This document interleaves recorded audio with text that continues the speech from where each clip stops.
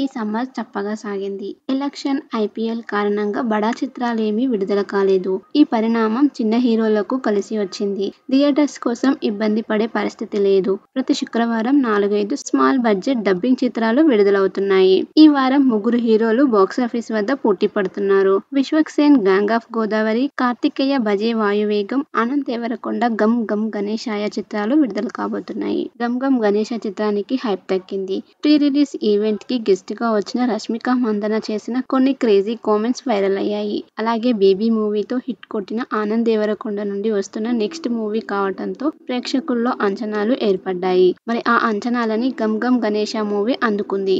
ఆనంద్ దేవరకొండ గత చిత్రాలకు భిన్నమైన సబ్జెక్ట్ ని ఎంచుకున్నాడు. క్రైమ్, కామెడీ, థ్రిల్లర్ గా ఆయన గతంలో చేసింది లేదు. గమ్ గమ్ గణేశ చిత్రాన్ని ఈ జోనర్ లో తెరకెక్కించాడు.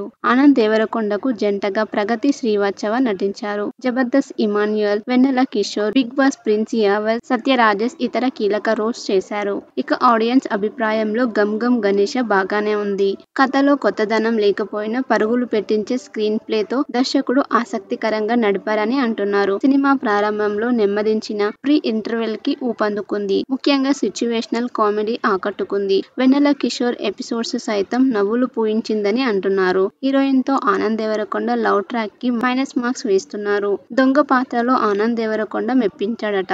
ఫుల్ లెంత్ రోల్ దక్కించుకున్న ఇమాన్యుయల్ పాత్రకి న్యాయం చేశాడని అంటున్నారు. మ్యూజిక్ పర్లేదు, నిర్మాణ విలువలు బాగున్నాయి. క్లైమాక్స్ కూడా బాగానే ఉంది. సినిమా చూసిన ఆడియన్స్ అభిప్రాయం. ఈ సమ్మర్ కి కూల్ గా ఒకసారి గమ్ గమ్ గణేశ చిత్రం చూడవచ్చని అంటున్నారు. మొత్తంగా గమ్ గమ్ గణేశ చిత్రానికి పాజిటివ్ టాక్ వచ్చింది.